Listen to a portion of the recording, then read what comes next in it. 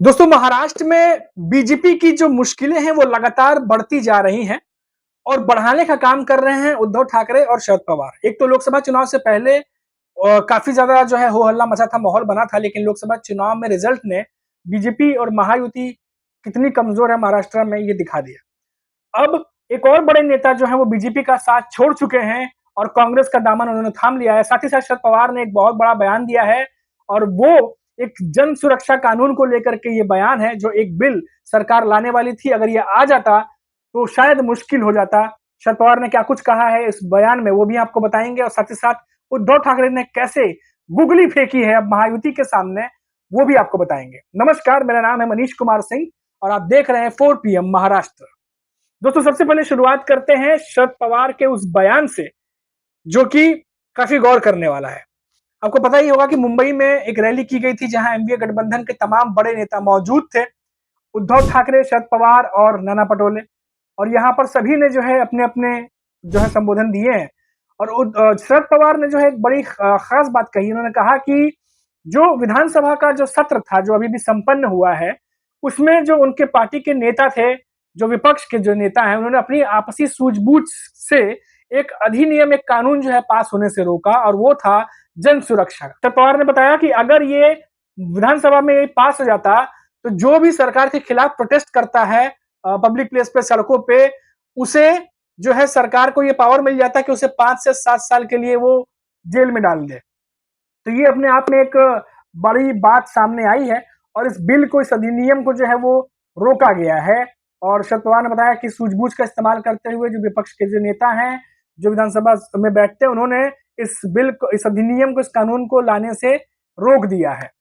अब देखिए कि ये दूसरा ऐसा मामला, इससे पहले आपने देखा ही होगा कि ब्रॉडकास्ट को लेकर के, डिजिटल ब्रॉडकास्ट को लेकर के भी बिल लाया जाना था, लेकिन अपोजिशन के विरोध के बाद और कई सारे जो है विरोध हुए, उसके बाद बिल वापस लेना पड़ा। तो ऐसे कई सारे जो बिल हैं वो लाने की कोशिश हो रही है, लेकिन लगातार विपक्ष जो है उस पर अब जो है नजर बनाए हुए हैं और जो बिल रोकना चाहते हैं उसे रोका जा रहा है।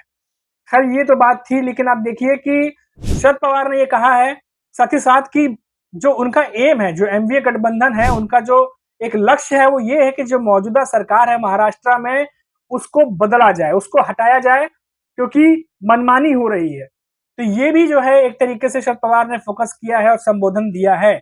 और इस दौरान जो है तमाम एनडीए गठबंधन के जो बड़े नेता हैं, उद्धव ठाकरे हो, चाहे नाना पटोले हो, संजय राउत हो, सभी जो है वो मौजूद रहे। और एक तरीके से शक्ति प्रदर्शन जो है वो देखने को मिला है एनडीए गठबंधन की तरफ से। अब देखिए कि ये तो शरद पवार की बात थी जो कि मैंने आपको बताई। अब उद्धव ठाकरे की बात करते हैं कि उद्धव ठाकरे ने कैसे जो है वो गुगली फेंकी है। अब देखिए ये बात आप तक पहुंची रही होगी, ये बात आपने सुन ली होगी कि उद्धव ठाकरे ने सीएम फेस के चेहरे को लेकर के ये कहा कि अगर कांग्रेस भी कोई नाम देना चाहती है तो वो दे दे, मैं उसका समर्थन करूंगा। अगर शरद पवार कुछ कहते हैं, किसी का समर्थन करते हैं, किसी का सीएम फेस बनाने को, तो मैं भी उसका समर्थन कर दूंगा। अब देखिए कि उद्धव ठाकरे जब दिल्ली गए थे 3 दिन के दौरे पर, और जब वो लगातार लोगों से मिल रहे थे, नेताओं से मिल रहे थे इंडिया ब्लॉक में, तो बीजेपी की तरफ से कई बड़े नेताओं ने ये कहा कि वो दिल्ली के सामने झुक रहे हैं और सीएम बनने के जो जो सीएम का चेहरा है वो बनने के लिए लोगों के सामने झुक रहे हैं वो, और दिल्ली इसीलिए वो गए हैं। कई सारे ऐसे हमले हुए, लेकिन जब उद्धव ठाकरे लौट करके आए तो उन पर कई सारे जवाबी हमले हुए। लेकिन जो पहला संबोधन हुआ है उनका, एक तरीके से कहें एनडीए के नेताओं के साथ में, उसमें उन्होंने ये साफ कर दिया है कि अगर उनके नाम के अलावा अगर कोई और भी नेता कांग्रेस और जो है वो मिल बनता है तो उसका नाम का समर्थन वो कर देंगे। और खास तौर पर नाम लेकर बोला उन्होंने कि शरद पवार जिसको भी जो है सीएम फेस का चेहरा बनाएंगे, उनका खुला समर्थन जो है उनको वो दे देंगे। तो एक तरीके से खुलेआम जो है उन्होंने समर्थन देने की बात कही है और कहा है कि एनडीए गठबंधन जो है वो एक ही है। तो यानी जो जिस तरीके से उद्धव ठाकरे पर बातें उठ रही थी कि वो अपने आप को सीएम का फेस बनाने के लिए तमाम चीजें कर रहे हैं, उसको काटते हुए एक तरीके से अब उन्होंने गुगली फेंक दी है एनडीए गठबंधन और महायुति के सामने कि वो अगर कांग्रेस और शरद पवार की तरफ से भी कोई नाम आता है तो उसे खुला समर्थन दे देंगे। और एक बात जो नोटिस करने वाली थी, उन्होंने ये कहा कि उन लोगों का लक्ष्य, जो एनडीए गठबंधन है, उनका लक्ष्य महाराष्ट्र में आने वाले दिनों में जो महायुति की सरकार है उन्हें हटाना है, उन्हें बदलना है। तो ये बात जो है एनडीए गठबंधन लगातार अपने संबोधन में और अपने रैलियों में ये मैसेज जो है वो लोगों तक पहुंचाने का काम कर रहा है। अब देखिए कि ये तमाम घटनाक्रम जो है वो महाराष्ट्र में घट रही है और वही जब अनाउंसमेंट हुई है कि हरियाणा में चुनाव जो है वो अक्टूबर में होंगे और उसके बाद जम्मू कश्मीर में जो है वो इलेक्शन होंगे, उसके डेट आ गया है, फेज वाइज सारे डेट आ चुके हैं। अब ऐसे में जो सबसे ज्यादा उम्मीद थी कि महाराष्ट्र में सबसे पहले चुनाव होने वाले हैं, अब उसी की डेट जो है अभी फिलहाल अब नहीं आई है। अब इसको लेकर के भी तमाम जो है रणनीति बन रही है, तमाम आकलन, तमाम बयानबाजियां शुरू हो गई हैं। खैर, इसके ऊपर हमने कई पत्रकारों के इंटरव्यूज भी लिए हैं और हमारे कुछ वीडियोस भी हैं, तो आप जाकर के देख सकते हैं इसके बारे में डिटेल में कि आखिर महाराष्ट्र की पृष्ठभूमि में और राजनीतिक गलियारों में इस चीज को लेकर के क्या खलबली या सुगबुगाहट है। फिलहाल हम बात करते हैं बीजेपी के उस बड़े नेता के बारे में जिसने बीजेपी का साथ छोड़कर कांग्रेस का दामन थाम लिया है। जी हाँ, मैं बात कर रहा हूं शिशिर पाटले की, जो कि बीजेपी के एक बड़े नेता हैं और इतने बड़े नेता हैं कि वो एक बार अजीत पवार की एनसीपी के जो नेता हैं प्रफुल्ल पटेल, उनको भी चुनाव में हरा चुके हैं और उनका बीजेपी के साथ रहना जो है वो बहुत ज्यादा बीजेपी के लिए फायदेमंद था। लेकिन अब वो बीजेपी का साथ छोड़ करके कांग्रेस के साथ नाना पटोले की मौजूदगी में कांग्रेस का दामन उन्होंने थाम लिया। अब उन्होंने साथ ही साथ ये भी खबर आ रही है कि उन्होंने कहा है कि बीजेपी में जो लाल कृष्ण आडवाणी, अटल बिहारी वाजपेयी का युग था, अब वो समाप्त हो चुका है और एक तरीके से कहीं ना कहीं एक नाराजगी जो है वो शिशुपाल ने दिखाई है, जिसके बाद उन्होंने बीजेपी का साथ छोड़कर कांग्रेस का दामन थाम लिया है। अब देखिए, जब इस तरीके के बड़े नेता जब अपनी पार्टी को छोड़ करके दूसरी पार्टी में जाते हैं तो इससे क्या होता है। देखिए, जो शिशुपाल है वो बहुत ही मजबूत नेता है और प्रफुल्ल पटेल जैसे नेता को भी वो हरा चुके हैं, इतने बड़े नेता हैं। और उसके बाद होता क्या है कि ये जब नेता जाते हैं असंतुष्ट होकर के, तो इसके साथ में कई सारे ऐसे नेताओं के फॉलोअर्स होते हैं, कई सारे ऐसे नेताओं के लोग बात सुनने वाले होते हैं, वो भी कहीं ना कहीं प्रभावित होते हैं।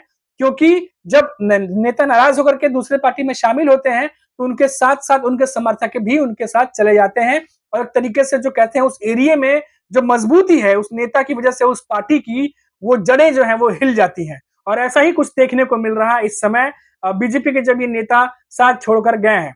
अब इन सब चीजों को आप देखिए तो एक तरफ ऐसा लग रहा है कि बीजेपी और महायुति जो है वो तमाम चीजों को समेटने में लगे हैं, लेकिन एक हाथ से कुछ समेटते हैं तो दूसरे हाथ से दूसरी चीजें निकल जा रही हैं। तो महाराष्ट्र में जो राजनीति स्थिति है वो महायुति और बीजेपी के लिए बहुत ही ज्यादा कठिनाई भरी और मुश्किल भरी हो गई है और इसका जिम्मेदार अगर कोई है महाराष्ट्र की जनता की नजर में तो वो खुद मायावती की सरकार को ही कह सकते हैं, क्योंकि 2022 में जो कुछ भी घटनाक्रम हुआ, उस घटनाक्रम को, जो पार्टियां तोड़ी गई, पार्टियां में नेता इधर उधर हुए, उस फैक्टर को ही लोकसभा चुनाव में सबसे बड़ा फैक्टर माना गया, जो लोकसभा चुनाव में महायुति की सरकार यानी बीजेपी को और महायुति सरकार को नुकसान झेलना पड़ा।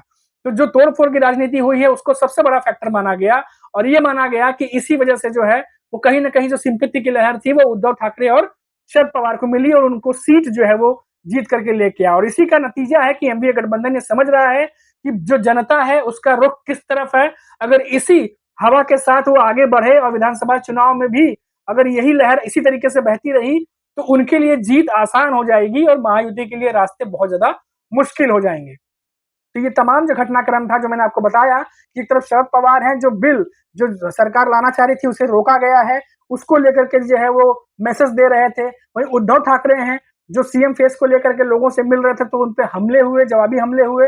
अब उसको लेकर के उद्धव ठाकरे ने उल्टा गुगली जो है वो महायुति सरकार के सामने फेंक दी है और दूसरी तरफ बीजेपी के नेता साथ छोड़ छोड़ करके जो है वो अपोजिशन यानी कि जैसा मैंने बताया बीजेपी के एक नेता कांग्रेस में शामिल हो रहे हैं। तो कठिनाइयां बहुत हैं और महाराष्ट्र की राजनीति ऐसा लग रहा है जैसे बिल्कुल उल्टे दिशा में बह रही है। अब कैसे अपनी तरफ करेंगे महायुति, ये बहुत बड़ा सवाल है और बहुत बड़ी चुनौती। अभी के लिए फिलहाल इतना ही, फिर लौटेंगे तो बात करेंगे महाराष्ट्र के किसी बड़ी खबर पर। तब तक के लिए मुझे इजाजत दीजिए। नमस्कार।